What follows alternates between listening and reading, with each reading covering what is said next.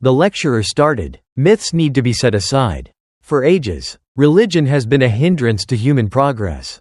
And the concept of Jesus is one of the greatest lies that continues to dominate so many lives. I want to be clear. A fairy story is all that Jesus is. The lecturer went on. I understand that some of you may find this difficult to hear. But the proof is unmistakable. According to religious literature, Jesus Christ never existed as many believe. Like so many other ancient tales, it is merely a story. Elon Musk had received an invitation to speak as a guest at the institution. He couldn't help but overhear the Richardsons' talk even though he wasn't there to hear it. Musk felt something move inside of him as the Richardsons' words were swiftly absorbed by his keen mind. Someone had to say something. The students started packing up as the presentation was coming to an end. But Musk stayed seated and continued to think. The Richardson grinned smugly at the quiet room, knowing he had made his point. He liked to cause trouble. Musk, however, got up before he could get off the podium. Please pardon me. Suddenly, Musk's voice broke the stillness. With wide, inquisitive gaze, the children turned their heads. Why did one of the world's most powerful individuals, Elon Musk, interrupt the Richardsons' lecture? The Richardson cast a mildly irritated glance at Musk. Indeed, Mr. Musk, what else would you like to add? He smiled patronizingly as he asked. Musk inhaled deeply before answering. Musk spoke calmly but firmly. I've heard your arguments, and I have to say you're wrong. The pupils let out a gasp. Nobody ever had the audacity to address the Richardson in that manner. The Richardson, obviously taken aback, raised an eyebrow. Oh, and Mr. Musk, why do you think that? Do you study theology? A historian? Musk gave a headshake. No, I'm not. However, honesty is something I believe in. Furthermore, it is not only disrespectful but also intellectually lazy to write off Jesus as a fairy tale. Jesus' existence is supported by a wealth of historical evidence. It is up to you whether or not you accept the religious significance of his life. To say he's a fairy tale, though, that isn't supported by evidence. Now there was a buzz in the room. Startled by Musk's audacity, students whispered to one another. But the Richardson seemed unimpressed. Oh, I see, he smirked. You belong to the group of people who hold on to outdated ideas. I'll guess. Do you believe that religion and science can coexist? Musk's gaze grew strained. He answered, I think there's room for both. The antithesis of science, in my opinion, is to ignore anything simply because it doesn't fit your story. Science is not about shutting doors, it is about discovery and inquiry. The lecturer laughed. Coming from you is rich. You're the one who talks about conquering Mars and manufactures rockets. Aren't you? What religious knowledge do you possess? Musk grinned, but his eyes were burning. I'm not alone, he added gently, and I know more than you think. Musk and the Richardson looked at each other. And the tension in the room was evident. The kids were glued to their seats, unable to take their eyes off the drama that was playing out. Seldom did anyone challenge the Richardson, much less someone as well known as Elon Musk. We were all curious to see how this would turn out. The Richardson chose to have a complete debate with Musk after realizing that he couldn't reject him as simply as he had assumed. He crossed his arms and muttered, All right, Mr. Musk, let's hear your side of the argument since you seem so sure of it. Since there is no concrete proof that Jesus ever existed, why should anyone believe in him? Musk didn't think twice. Regarding the evidence, you are mistaken. Jesus is mentioned in a variety of historical sources outside of religious writings. He is mentioned by historians such as Josephus and Tacitus. These are impartial sources devoid of any religious bias. They describe a man who lived in the 1st century and made a big difference in the lives of those around him. Dismissively, the Richardson waved his hand. Yes, the age-old dispute over historical texts. These, however, might have been made up, written years after the events they recount. How can we be sure they're correct? Musk gave the question some thought and cocked his head. You're correct. We can't be absolutely certain. For the majority of historical figures. However, that is true. We depend on the available evidence. Even while the evidence for Jesus is not flawless, it is more than sufficient to imply that he was a real person. Faith isn't the only factor. The topic is historical fact. The instructor scoffed. Then there are the miracles. The walking on water. The water-to-wine transformation? You want me to think that really did happen? Musk gave a shrug. You don't have to believe in miracles. I want you to think about the possibility that there was a guy who lived, taught, and changed the world in a significant way. It is up to you whether or not you think that his life included supernatural elements. But to write him off as a fantasy? That is simply a disregard for the facts. The pupils were listening intently to Musk's every word, and even people who had previously agreed with the Richardson were beginning to change their minds. Everyone was drawn in by the weight of the dispute, creating an electrifying mood in the room. Now visibly agitated, the Richardson leaned on the platform and adjusted his glasses. Especially from someone who wasn't an academic. He wasn't used to being challenged. "Mr. Musk," he said, his tone icy and piercing. "Although you might be skilled at creating businesses, this is not your specialty. We're not here to talk about rockets or business. I don't need a billionaire to educate me about history, we're talking about it." Musk remained unflinching. Despite his calm demeanor, there was steel in his voice. "It has nothing to do with specialization. It's about being receptive to the truth, no matter where it takes you. You assert that Jesus is a fairy tale, but your reasoning is more biased than accurate. It's okay if you've made a career out of doubt. When skepticism turns into dogma, it's no better than blind faith, but it can also lead to discoveries." A scarlet flush came over the Richardson's cheeks. "Dogma," he spat. "Ideal in reality, not in fiction. And the truth is that there are many contradictions and impossibilities in the Jesus story. It is just as real as any other myth from antiquity." Musk had a slight smirk on his lips as he shook his head. "Here's where you're mistaken. Myths and history are not the same thing. Myths are morally instructive stories that may or may not be based on actual occurrences. Contrarily, history is based in truth. And even if we might not be fully aware of Jesus' life, it would be oversimplifying him to refer to it as a fairy tale. It is dishonest intellectually." The Richardson became agitated. "So you think the resurrection is real? Do you think that all those biblical tales of magic are true?" Before answering, Musk took a moment to consider his response. "Although I don't profess to know everything, I do think that life is about more than what we can observe or comprehend. You appear to believe that science and religion are mutually exclusive. They represent distinct perspectives on the cosmos.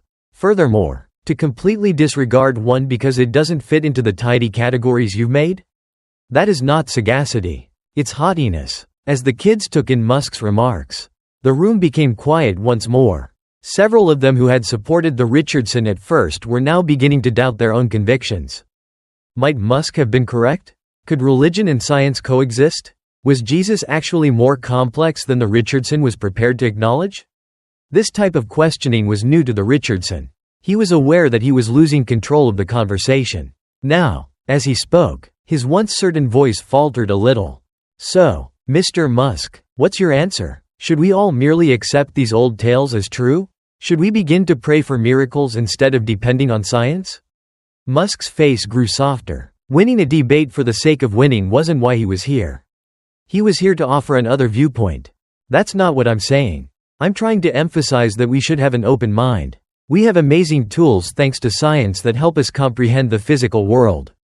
It does not, however, contain all of the solutions. Other types of answers can be found in philosophy, faith, and yes, even history. Answers that science cannot provide on its own. The purpose is lost when we reject the existence of Jesus because we are unable to provide scientific proof for every aspect of him." The Richardson scoffed once more, but his tone was less certain this time. "And what's the point?" Musk moved forward to speak to the entire room, not just the Richardson. "The key point is that people like Jesus influence our world not only by their actions or inactions but also by the concepts they left behind. Jesus' teachings have impacted billions of lives throughout history. Regardless of your belief in his miracles, you are missing the greater picture if you disregard that because it doesn't align with your worldview." The pupils were listening intently to everything he said. Even people who had never thought much about religion were starting to change their perspective. Musk wasn't asking for their unquestioning faith.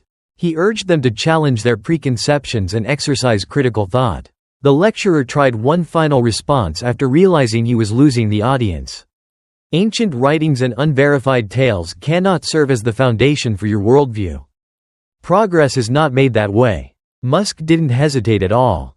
Rejecting everything that doesn't fit into what we already understand doesn't lead to progress. It is created by asking questions. being inquisitive, and investigating novel concepts. Isn't that what science is all about? Opening doors, not shutting them. The Richardson's confidence was clearly affected as he stood at the front of the room. He had anticipated controlling the discussion, establishing his dominance, and silencing any dissent. Musk, however, had not only maintained his position, but flipped the debate. Previously eager to follow the Richardson's example, the students now gazed at him with skepticism.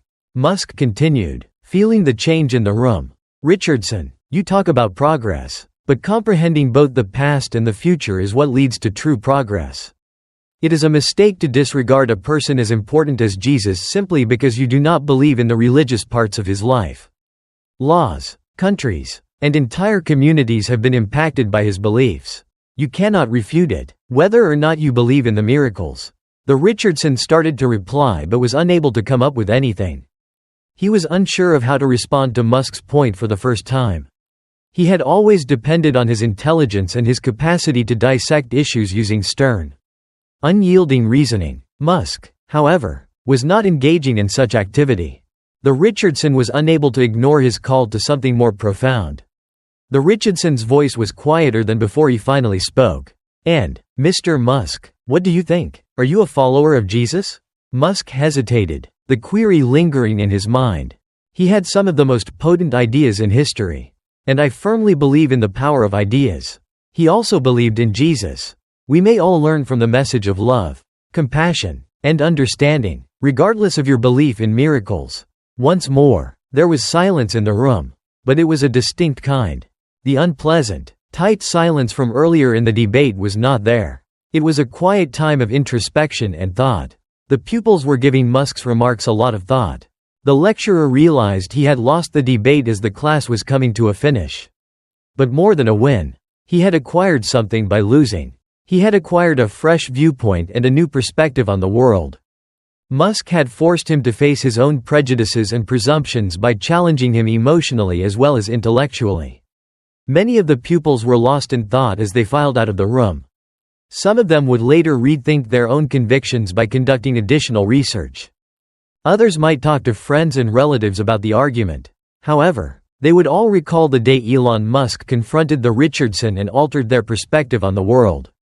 As he exited the lecture classroom, Musk merely grinned. He wasn't here to win a debate. He had come to inspire others to think differently and to open their minds. And he had been successful in it. With a peculiar mixture of awe and frustration, the Richardson watched him leave. He'd been so confident in himself, so certain that his worldview was the only right one. However, Musk had demonstrated to him that there was more to life and the story than he had been prepared to acknowledge.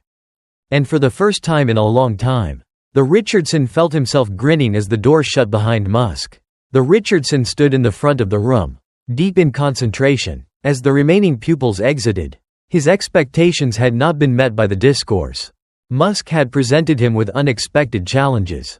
He was accustomed to using reasoning and facts to silence criticism and win disputes. However, something different occurred today. Musk's argument was not based solely on facts. Everyone in the room felt that he had touched on something more profound. The Richardson took a seat at his desk and gazed at the vacant chairs. He had taught for years that faith had no place in the modern world and that religion was nothing more than a collection of myths.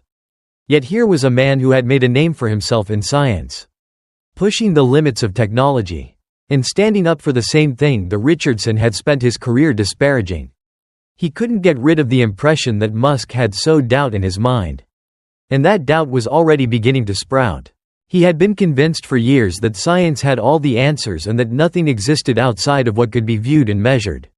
He wasn't so sure now. Though, what if life was more complex than science could account for? Is it possible that reason and religion could coexist? He became aware that he had been too quick to discount the significance of people like Jesus when he thought about these issues. Jesus' teachings had a significant impact on the path of history, whether or not the miracles were genuine. Regarding that, Musk was correct, and perhaps, just possibly, the Richardson had been mistaken to write it off as fairy tales. The Richardson sat in his office later that night, going through his old notes. He had always taken great satisfaction in his ability to be open-minded and to examine everything. He saw now, however, that he had let his skepticism shut his thoughts. He had been so sure that he knew everything and that he was correct. However, perhaps it was time to investigate concepts he had previously rejected and pose fresh queries. He glanced at the pile of papers on his desk, the study he intended to write about the historical errors in religious writings, in the belief that it would enhance his standing as a thought leader. He had been working on it for months. He wasn't sure if he wanted to go ahead with it anymore. Though, during that argument with Musk, something inside of him had changed. Perhaps it was time to rethink his strategy and the place of faith in human history. Winning or losing an argument had not been the day's most significant lesson. He realized as he sat there, lost in thought, it had been about questioning one's own presumptions and remaining receptive to fresh perspectives. Ultimately, Musk had done more than simply question the Richardson's convictions. He had changed his way of thinking. When the Richardson entered his classroom the following day, he observed a shift in the mood. The pupils no longer regarded him with unquestioning approval. They were inquisitive, ready to challenge the established quo, ask questions, and participate in genuine conversations. The Richardson appreciated the change. He vowed to himself as he started his lecture. He would now urge his students to think critically and consider all sides of a debate. Even if doing so made them uncomfortable, he would no longer brush off concepts just because they didn't align with his perspective. Rather, he would approach them with the same open-mindedness and curiosity that Musk had shown. The Richardson saw a change in himself as well as his students in the days and weeks that followed. He was forced to reconsider a lot of the presumptions he had made over the years. He started reading literature on religion and philosophy in order to comprehend them on their own terms rather than to dissect them. He discovered that the concepts he had previously written off as superstition had depth and intricacy. The Richardson was sitting in his office one evening when one of his students sent him an email. The message was brief and thanked him for the discussion with Musk. According to the student's writing, the conversation altered their perspectives on faith, science, and life. It had motivated them to go deeper and look for a deeper comprehension of the world. As he read the email, the Richardson grinned. He understood that he had earned something far more significant than a triumph by losing the debate. His viewpoint, his thought process, and most significantly, his curiosity, had all changed. There was more to the argument with Elon Musk than whether Jesus was a historical person or a character from a fairy tale. It had been about the value of having an open mind and being prepared to doubt even the things we believe to be true. Instead of attempting to fit everything into tidy answers, it had been about accepting the complexity of the world. The Richardson realized that he had changed since the discussion as he shut down his laptop and got ready to leave for home. He had been humbled by Musk's readiness to venture into the unknown and acknowledge that there were things beyond our comprehension. Not by his money or intelligence. The Richardson felt at ease for the first time in years, knowing that it was acceptable to not know everything. It was acceptable to have doubts, to wonder, and to have faith in things that were not necessarily explicable. After all, it was a natural part of being human. Thus, the Richardson's path proceeded, not as a guy with all the answers but rather as a man who was open to new inquiries.